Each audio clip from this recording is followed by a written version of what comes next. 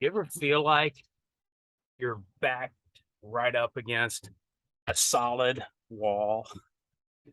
Not a good feeling. Maybe somebody you're supervising or mentoring or coaching feels that way. Do you know it? Do you recognize it? Let's talk a little more about coaching today. And specifically, very quickly, I want to run through a model that you can use called the G.R.O.W coaching model. Pretty simple. Came out in the 1980s. This is part two, I don't know, of motivating employees and coaching section. So the G.R.O.W model, really quickly, it's a framework to structure coaching sessions that can kind of give you a good balanced discussion, and anybody can use it really without any special training. You can just kind of get to know the model, and you don't even need to practice much, maybe a little bit. But it starts here. It is. I'm going to go through each of these one by one, the four corners, and so we'll just jump in. The whole key is just to remember that it's couched in asking questions. And so kind of like mentoring, where you ask questions, you don't provide answers. And here you're asking questions, but you're helping to lead them again to get over some hurdles and that sort of thing. So let's just jump in. First, the goal. This is where I frequently will start. I want to remind you or them to think about their SMART goals. I know we use that all the time, but if we really stop and think about it, it's a little complex, and I'll show you that in just a second. How might they progress toward the goal? Is there a complex challenge? Is it something that may look like it's too big? If so, break it down. You think about the football season. How do you have a winning season? You don't start with saying we're going to go to the playoffs and win a national championship. You start by getting it right in practice, mini goals, one piece at a time, moving week by week, then toward the end of the season. Again, the SMART goals, if you really do these, they take some time, and you need to write them down.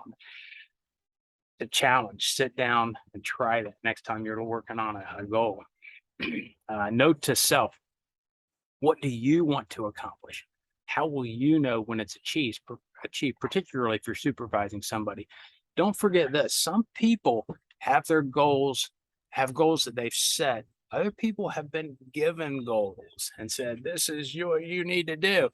Maybe you're one of the people giving the goals. So ask yourself, what's your goal as a coach? How can I help them at wherever they may be?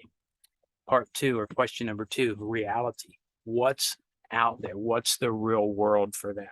What challenges are they facing in terms of that goal? How far away is it?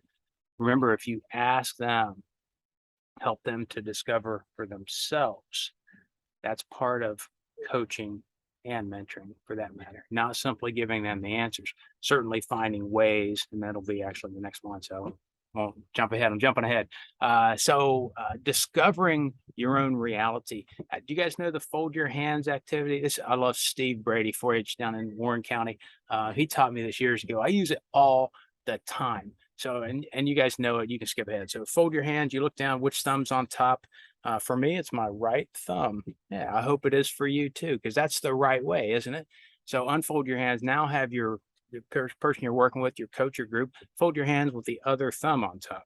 Oh, yeah, so it's a little awkward feeling, whatever. Okay, shake that out. Now fold your arms. Oh yeah, this is right. Now for me, oh no, my left arm is on top. That's the right way to do it. My left arm always folds. I've been folding my arms for 60 years. Now unfold. Now fold your arms with the other arm on top. When I do this to groups, they're like going like, I can't even do it. I'm stuck. It feels so wrong. That's their reality.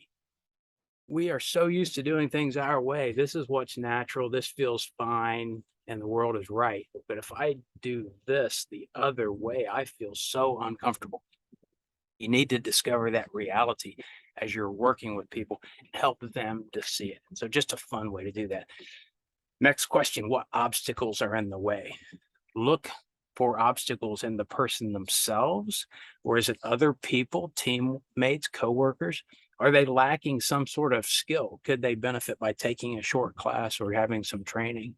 Or is it the physical environment? Could there be some physical blocks, brick walls that they're pounding their head against that they need to get past or over or around? You can coach them to help them do that. Remember, it's about that person being coached. We as coaches provide insight that leads to, I love this results cone, changing their thinking, their thought habits, which then changes behavior and helps achieve the ultimate results, which is what you're looking for. I got this from Dr. Jeff King in ASO. I love it. That chair is not holding that horse back. It's just there, and the horse thinks that it's an obstacle. Have you ever found yourself there? Can you think of some things like that in the past? Whoever you're coaching may be in a similar situation. Options then, what options can you help figure out to resolve the issue, to generate, or if you generate options, you do all you can so that he, she, they can, the coach does all he, she, or they can to draw options from the coachee. You don't want to give the answers at first. You want them to generate and think through and then apply your skills and knowledge. And that may include some answers, but first get them started with their thinking, co-construct that and move it forward. And then finally, the W and grow, the way forward, the will. What will I commit to? What will they do to get things going? The next steps can be incremental. Don't forget that. So overall, remember the key is asking questions, getting started, jumping in. As the mentor, coach, supervisor, we are responsible for helping people and for creating environments where they can flourish. We need to keep that in the back of our heads. Homework assignment, I got to give this to you.